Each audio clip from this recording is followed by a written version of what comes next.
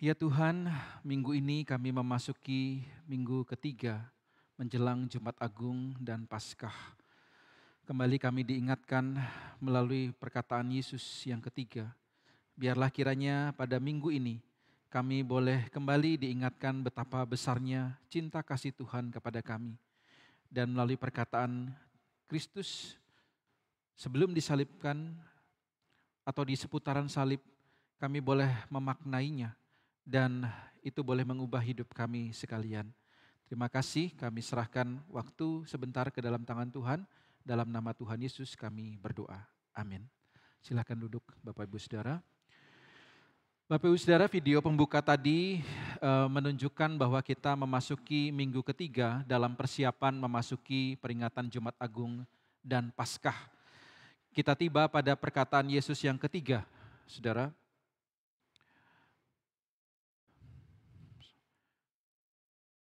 Yang berkata, "Ibu, inilah anakmu, muridku, inilah ibumu."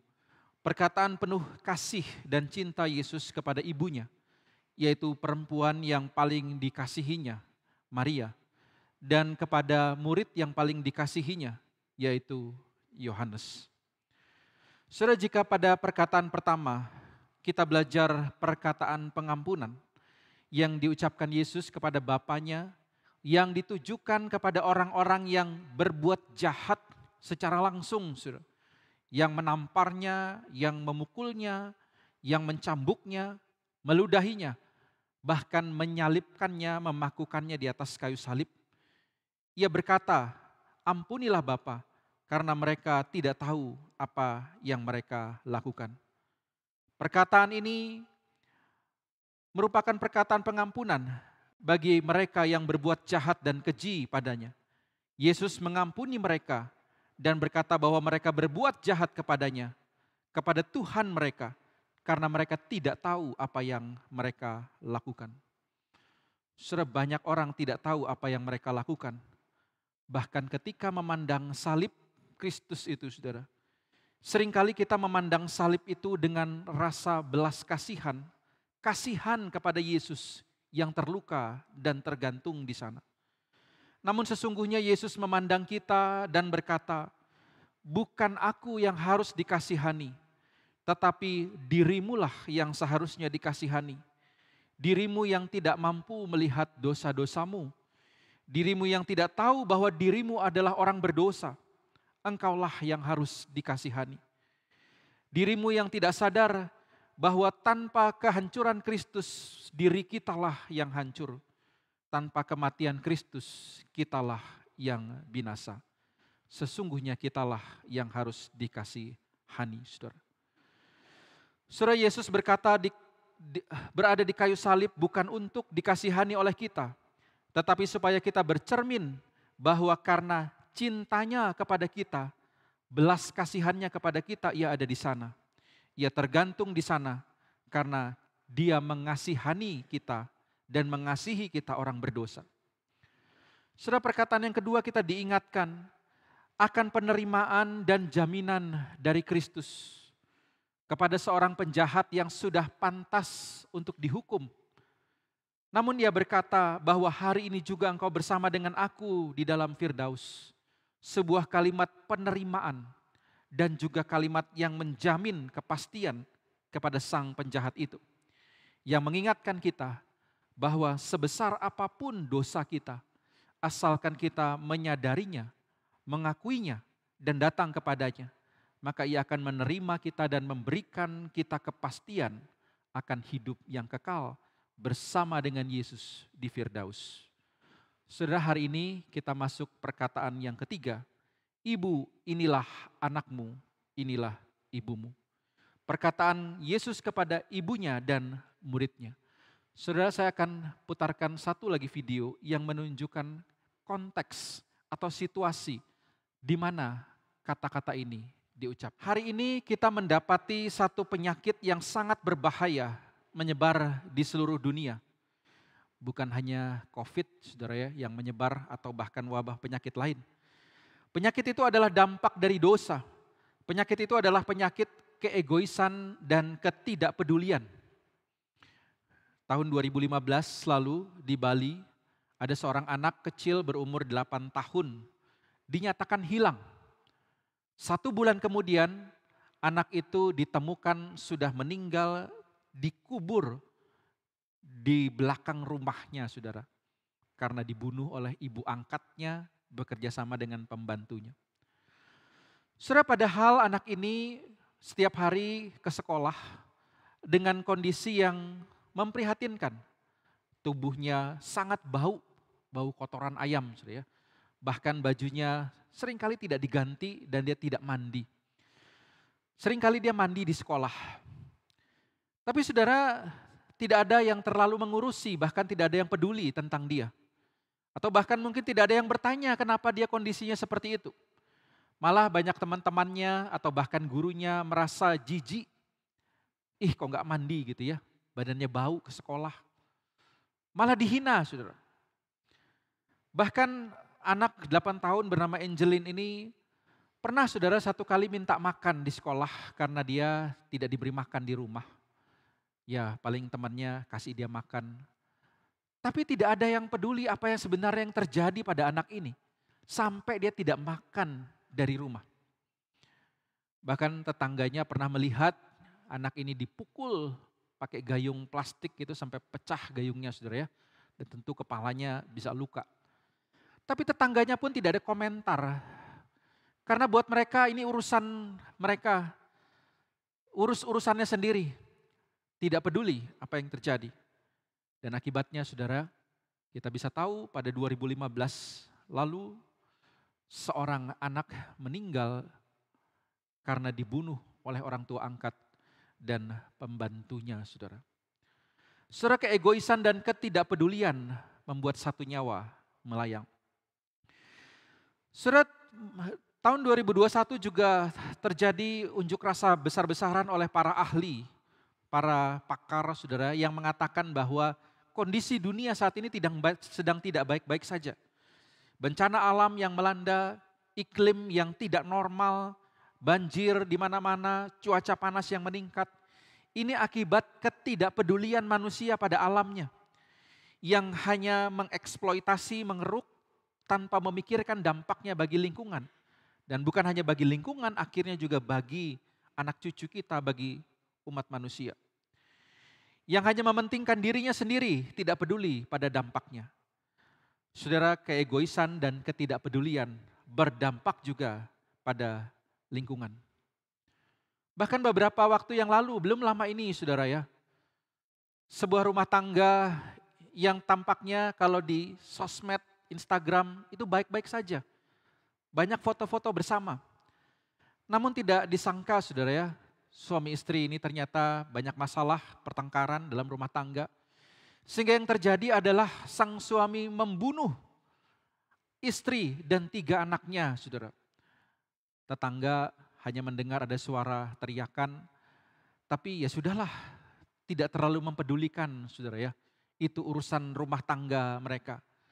Meskipun mereka kadang sering melihat istrinya keluar sendirian dan terkadang ada melihat bekas luka atau bekas tamparan dan anak-anaknya yang juga terkadang berjalan agak pincang oleh karena suami yang suka memukuli keluarganya.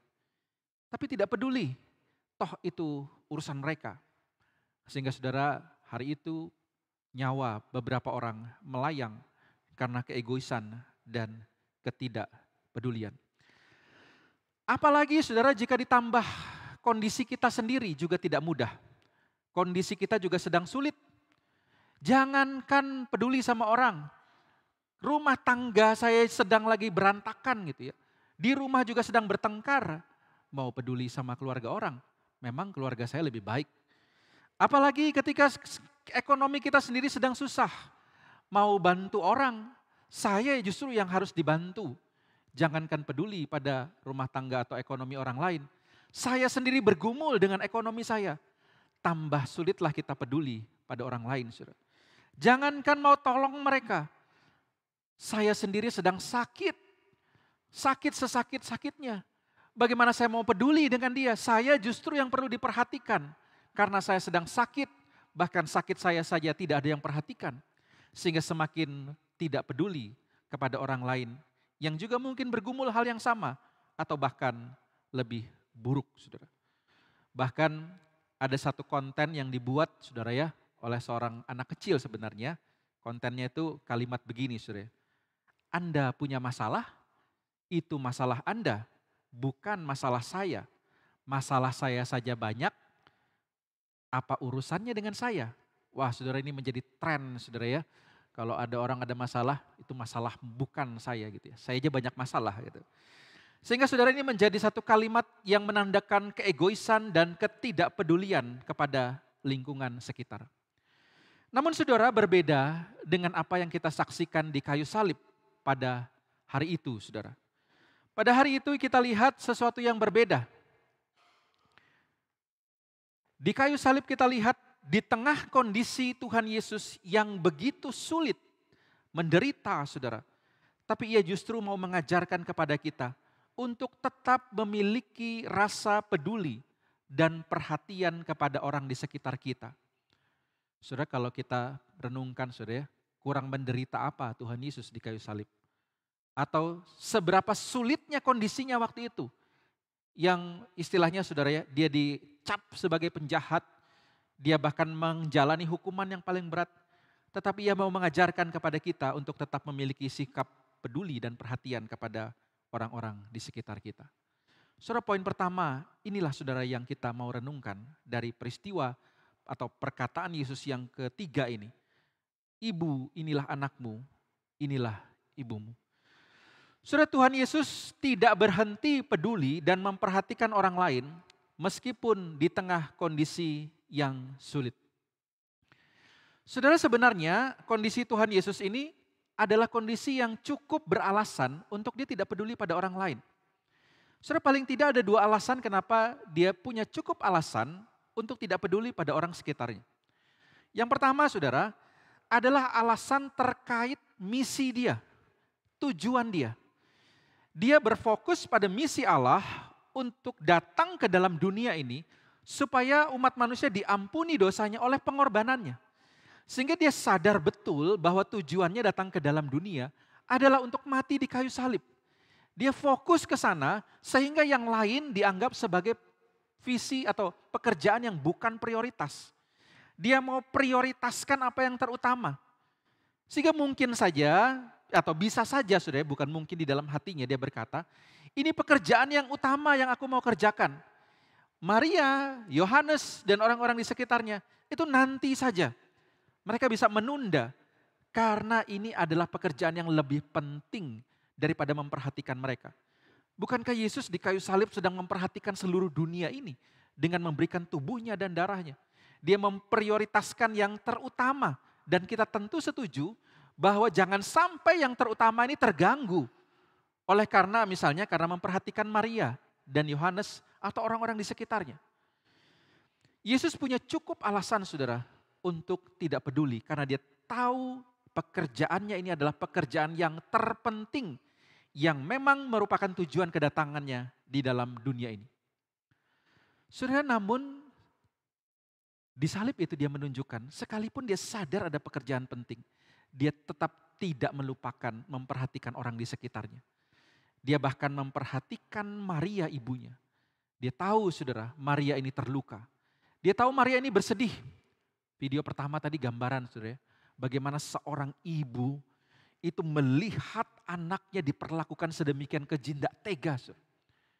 Ada sedikit flashback tentang bagaimana ketika Yesus kecil itu saja terjatuh. Mungkin hanya lecet sedikit. Dia bisa tadi tabrak masakannya itu ya. Terlempar, lalu dia lari, angkat anaknya. Dia bilang, ini aku, tenang, ada aku, ada mamamu gitu ya. Dia ingin seperti itu, saudara. Tapi dia tidak berdaya pada peristiwa penyaliban. Dia tidak bisa melakukan apa-apa selain menangis, saudara. Sehingga kita bayangkan bukan hanya luka saudara, tapi ada luka di dalam hatinya yang begitu hancur. Karena melihat anaknya diperlakukan keji. Saudara, Maria tidak bisa berbuat apa-apa, tentu ada beberapa faktor, saudara. Pertama, saudara, tentu banyak penjaga pada waktu itu di situ, banyak prajurit Romawi. Tapi saudara, bukan hanya alasan prajurit Romawi, saudara. Tentu sebagai ibu, dia pasti berani bahkan menghadapi tentara sekalipun. Saya pernah lihat satu video, saudara ya. Emak-emak itu berani marahin bahkan polisi gitu. Karena membela anaknya. Emak-emak ini berani, saudara ya. Ada yang ganggu anaknya di sekolah aja, berani dia datang ke sekolah gitu ya. Berani, saudara. Tentu bukan itu yang terutama. Tetapi yang terutama Maria ini sadar bahwa Yesus sedang melakukan misi Allah. Beberapa kali saudara ya, Yesus itu mengatakan tujuannya datang ke dalam dunia. Bahwa dia datang untuk mengerjakan misi Allah. Dia datang untuk mati, disalibkan. Beberapa kali dia memberitahukan. Sehingga dia seolah memberitahukan jangan intervensi ini. Karena itu memang tujuan Yesus datang ke dunia. Lalu yang berikutnya saudara, kita bisa lihat ketika Yesus berkata di kayu salib itu, ibu inilah anakmu. Menariknya saudara, kata ibu di sini bukan menggunakan kata Ibrani itu mater saudara, atau ibu. Mother ya, mater itu. Tapi dia menggunakan kata gunai yang artinya perempuan. Wah saudara, kita mungkin berpikir Tuhan Yesus kok gak sopan ya sama orang tua, gak hormat. Tapi sebenarnya kata gunai ini saudara, Tuhan Yesus pakai untuk mengingatkan Maria bahwa sekalipun Maria itu adalah ibunya, dia lahir dari rahim Maria, tapi Yesus bukan hanya sekedar anak Maria, dia adalah anak Allah, putra tunggal Allah, dia adalah Tuhan yang lahir ke dalam dunia. Sehingga dia bukan milik Maria, tapi dia milik Tuhan. Dan Maria hanyalah alat yang Tuhan pakai untuk melahirkan Yesus. Sehingga saudara dia berkata perempuan, itu saudara, inilah anakmu. Untuk menunjukkan bahwa Yesus tidak terikat oleh Maria. Tapi dia datang untuk misi Allah ke dalam dunia ini. Saudara, ini menunjukkan bahwa Maria tidak berdaya saudara. Karena memang itu tujuan Yesus hadir dalam dunia. Sehingga saudara dia dalam ketidakberdayaannya itu saudara semakin hancurlah dia. Dia mau menolong tidak bisa saudara. Karena dia tahu ini adalah memang tujuan Tuhan Yesus datang ke dalam dunia. Saudara, pernah satu kali saya menemani seorang orang tua saudara ya, yang anaknya masih kecil, lalu anaknya ini mau tidak mau itu harus disuntik gitu saudara ya. Nah waktu mau disuntik tuh anaknya teriak gitu ya. Belum disuntik sudah teriak. Terus orang tuanya ini tidak tahan keluar gitu ya. Terus nangis di luar. Tapi di dalam dia tidak nangis ya, cuma nguatin anaknya itu. Tapi dia keluar, terus saya temenin keluar, dia bilang, aduh saya tidak tahan lihat anak-anak itu. Kenapa? Saya bilang gak sakit kok disuntik gitu ya. Itu anak-anaknya teriak aja, dia bilang, saya tahu enggak sakit gitu ya, tapi bukan masalah itu. Yang membuat saya sedih dan menangis adalah tidak berdayanya saya gitu ya. Saya tidak bisa melakukan apapun untuk meringankan deritanya atau meringankan ketakutannya. Dia tidak berdaya, saudara. Ketidakberdayaan ini membuat dia itu sedih dan menangis. Oleh karena tidak bisa melakukan apa-apa terhadap anaknya. Saudara bayangkan, saudara, Yesus waktu itu bukan mau disuntik, saudara. Tapi dia diberikan hukuman yang begitu kejam dan Maria tidak berdaya untuk melakukan apa-apa. Sehingga dia hanya bisa menangis, bahkan mengelap darah Kristus yang bercucuran. Karena dia tahu Kristus datang untuk mati. Saudara, itu faktor yang pertama saudara. Ketidakberdayaan Maria ini saudara, karena Yesus menjalankan misi Allah yang terpenting. Yang kedua saudara, adalah kondisi Tuhan Yesus sendiri. Saudara, Tuhan Yesus sendiri berada dalam kondisi kesakitan yang sangat sukar. Saudara, bagaimana saya membayang atau menggambarkan kesakitan Tuhan Yesus ini? Mau tidak mau saya harus memperlihatkan satu video ini kepada saudara, yang memang ini sebuah film saudara ya. Tapi ini bisa menggambarkan bagaimana kita bahwa Tuhan Yesus punya cukup alasan melihat kondisinya untuk tidak peduli pada alasan sebenarnya untuk tidak mempedulikan, paling tidak sementara, Maria dan Yohanes. Tapi di tengah kesakitannya, di tengah penderitaannya saudara, dia tetap memutuskan untuk peduli kepada Maria dan Yohanes saudara. Saudara, sungguh berbeda seringkali kita lihat bukan gambarannya dengan kehidupan kita sebagai murid-muridnya hari ini. Atau mungkin orang yang kita lihat. Saudara, bukankah banyak orang hari ini ketika dia sudah punya satu prioritas dalam hidupnya. Ketika dia sudah punya fokus utama dalam hidupnya. Dia tidak lagi mempedulikan orang lain. Dia tidak lagi memperhatikan orang lain. Yang penting urusan saya beres. Yang penting target saya tercapai. Yang penting impian saya terwujud. Maka tidak ada urusannya dengan orang lain. Tidak ada urusannya atau tidak peduli dengan orang lain. Bahkan terkadang sudah dengan rela demi tercapainya tujuan. Tidak peduli apakah orang lain menjadi korban. Tidak peduli apakah lingkungan menjadi korban juga. Yang terpenting tujuannya, prioritasnya, fokus utamanya, itu dia boleh dapatkan. Saudara, seringkali orang begitu tidak peduli, bahkan hanya peduli kepada dirinya sendiri. Hanya memperhatikan dirinya sendiri. Bahkan tidak jarang saudara, banyak orang yang hanya fokus memperhatikan dirinya, pekerjaannya, bahkan mengabaikan keluarga. Yang penting pokoknya keluarga sudah dikasih uang, sudah dikasih makan gitu ya. Maka dia memperhatikan kesenangannya sendiri. Memperhatikan hobinya misalnya saudara ya. Bukan tidak boleh saudara ya, tapi ini membuat dia kemudian tidak lagi memperhatikan kebutuhan, tidak lagi memperhatikan orang lain termasuk bahkan keluarganya. Atau mungkin saudara dia sendiri punya masalah. Dia sendiri dalam kesakitan, dia sendiri dalam pergumulan hidup. Bagaimana mau bantu orang Musa? Saya sendiri sedang sakit, saya sendiri sedang bergumul. Saudara, satu kali saya itu berkunjung saudara ya, ke salah seorang yang sedang sakit di rumah sakit. Dan kondisinya itu cukup memprihatinkan saudara. Dokter sudah vonis dia bahwa ini tidak lama lagi. Lalu saudara dalam kondisi yang seperti itu saya mau mendoakan.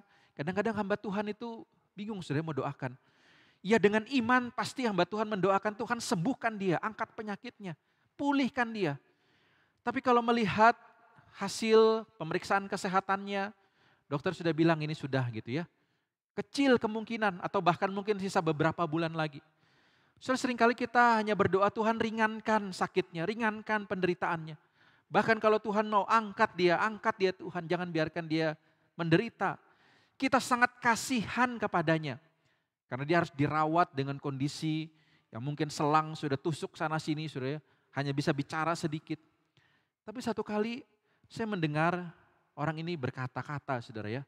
Waktu kami datang mendoakan dia senang sekali.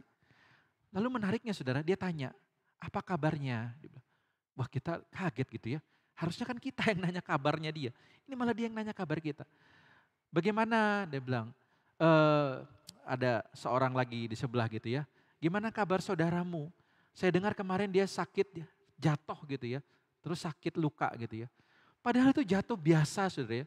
Dia bisa dengar, dia bisa tahu. Lalu kemudian dia perhatikan. Lalu dia berkata, saya doakan semoga lekas sembuh ya saudaramu. Dia bilang, ceritanya Musa bagaimana? Semoga Tuhan cepat kasih turunan ya. Dia bilang, nah, saya pun tidak luput dari perhatiannya. Padahal saya melihat dia lebih butuh perhatian sebenarnya. Tetapi saudara, sakit penyakit di tubuhnya itu tidak menghalangi dia untuk peduli dan perhatian pada orang lain. Saudara. Bahkan dia juga turut mendoakan kami yang datang. Saudara, di situ saya melihat bagaimana orang tersebut meneladani Kristus. Bagaimana kondisi, kesulitan, penderitaan tidak menghalangi dia untuk jadi berkat bagi orang lain. Dia bisa mendoakan, dia bisa memperhatikan, bahkan hanya sekedar bertanya kabarnya. Saudara, inilah saudara sebenarnya yang Tuhan inginkan.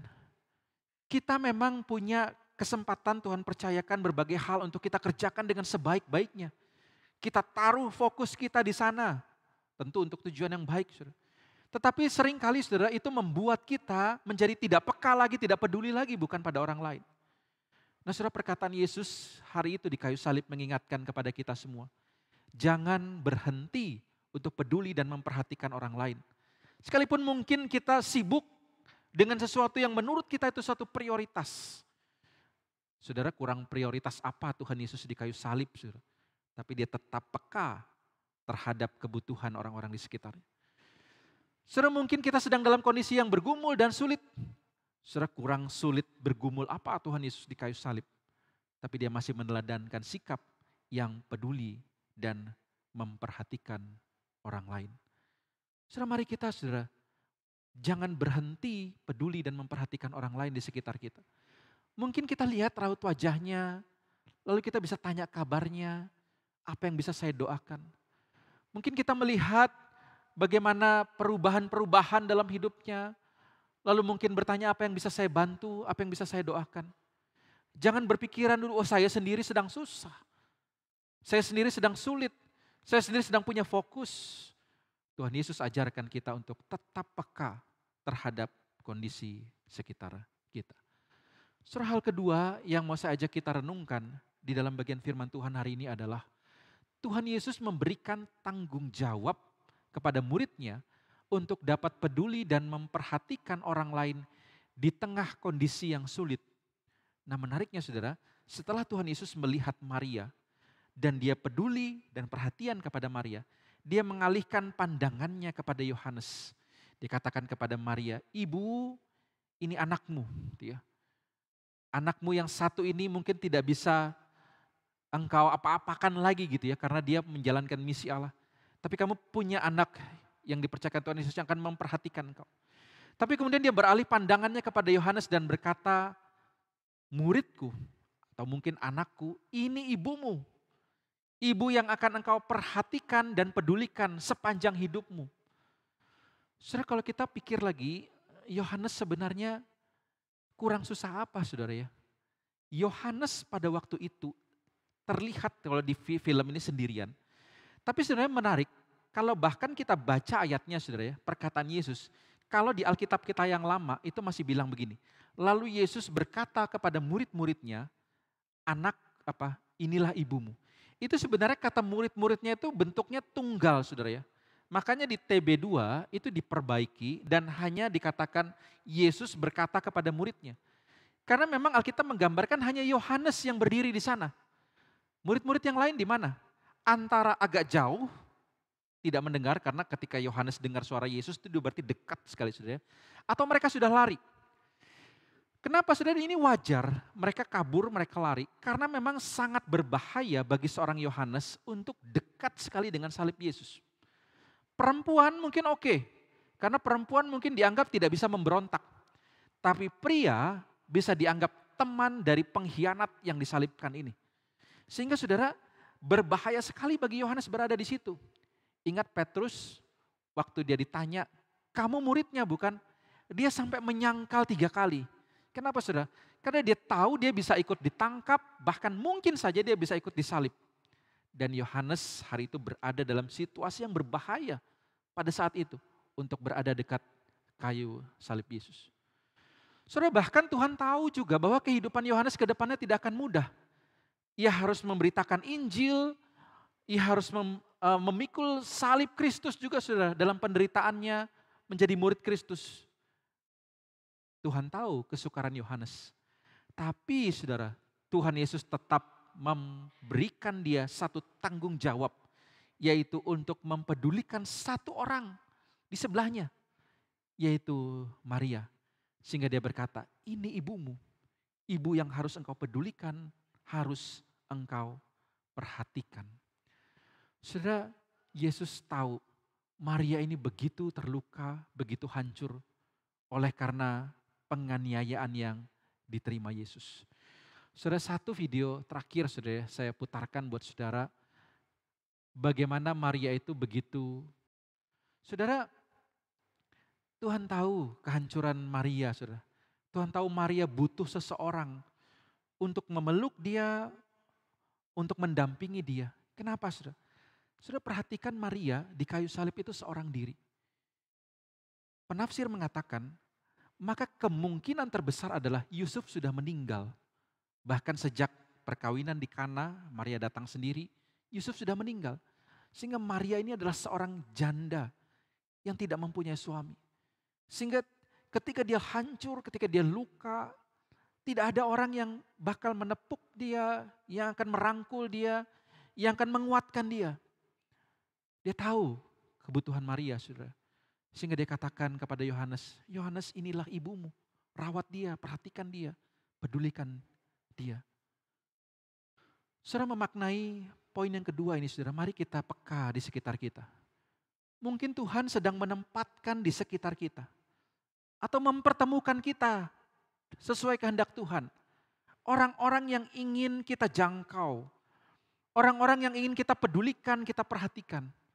Orang-orang yang perlu kita doakan. Sekalipun kita sendiri pun banyak pergumulan dan butuh didoakan. Tetapi terkadang Tuhan memimpin kita bertemu kepada orang yang hancur, yang luka, yang membutuhkan juru selamat, yang membutuhkan Injil.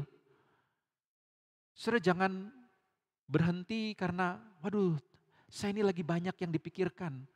Saya ini lagi fokus. Saya ini sendiri juga sedang sakit. Saya ini sedang bergumul. Tapi Tuhan memberikan tanggung jawab juga kepada kita, saudara. Sekalipun dalam kesusahan, Tuhan memberikan kita satu pelayanan yang mulia. Memperhatikan orang-orang yang Tuhan taruh di sekitar kita, tempatkan di sekitar kita. Dan berkata, anakku perhatikan dia, pedulikan dia, doakan dia. Saudara yang dikasihi Tuhan, mari saudara memaknai Jumat Agung dan Paskah yang menjelang ini, saudara. Mari kita jangan hanya peduli pada pergumulan atau kesenangan kita sendiri. Yang penting saya happy gitu ya, yang penting saya sukses. Atau saya sendiri susah. Tapi mari kita mulai membuka mata, perhatian dan kepedulian pada orang-orang di sekitar kita. Saudara, momen Jumat Agung dan Paskah yang dirangkai oleh gereja, kiranya menolong saudara juga paling tidak melakukan hal ini. Mempedulikan orang lain, misalnya ada donor darah nanti ya, ada sembako murah, ada Easter Carol yang dirangkai. Kiranya itu bisa mendorong kita paling tidak untuk belajar peduli dan perhatian kepada orang lain. Sekalipun kita sendiri dalam pergumulan yang begitu berat. Tapi mari kita saling mempedulikan. Sehingga kita pun diperhatikan, dipedulikan, kita pun memperhatikan dan mempedulikan. Mari saudara, di momen Jumat Agung dan Paskah yang menjelang ini, mari kita menyadari bahwa ada pribadi-pribadi yang Tuhan sengaja pertemukan, Tuhan tempatkan di sekitar kita, untuk kita perhatikan dan kita pedulikan. Peka saudara. Mungkin orang itu adalah orang yang datang di pintu rumah kita. Mungkin orang itu adalah orang yang datang di hadapan kita. Mungkin orang itu adalah orang yang kita lihat atau pernah bertelepon dengan kita. Dan kita menyadari ada sesuatu yang berbeda dari suaranya. Ada sesuatu yang berbeda dari kondisinya. Mari kita peka bahwa Tuhan membawa pribadi-pribadi ini untuk kita belajar perhatian dan peduli kepada orang lain. Dan mari kita menjadi pribadi yang peduli dan perhatian seperti Kristus yang telah lebih dulu peduli dan perhatian kepada kita. Bahkan karena kepeduliannya, ia menanggung derita di kayu salib. Namun dia setia bahkan taat sampai mati. Sehingga mari kita belajar dari Kristus dan menjadi pribadi yang peduli dan perhatian, peka terhadap lingkungan sekitar kita. Sekalipun kita sendiri tidak lepas dari pergumulan. Mari kita tunduk kepala, kita berdoa, bersyukur kepada Tuhan. Tuhan, terima kasih untuk firman-Mu hari ini. Perkataan-Mu Tuhan kepada Maria dan Yohanes menunjukkan betapa Tuhan itu peduli dan memperhatikan orang-orang di sekitar. Sekalipun Tuhan sendiri dalam kondisi yang begitu sukar, Tuhan sendiri dalam misi yang begitu penting, sehingga Tuhan ingin kami belajar, jangan berhenti untuk menjadi seperti Kristus yang tetap memperhatikan, mempedulikan orang-orang di sekitar kami. Terima kasih ya Tuhan untuk firman-Mu hari ini. Kami bersyukur dalam nama Tuhan Yesus kami berdoa.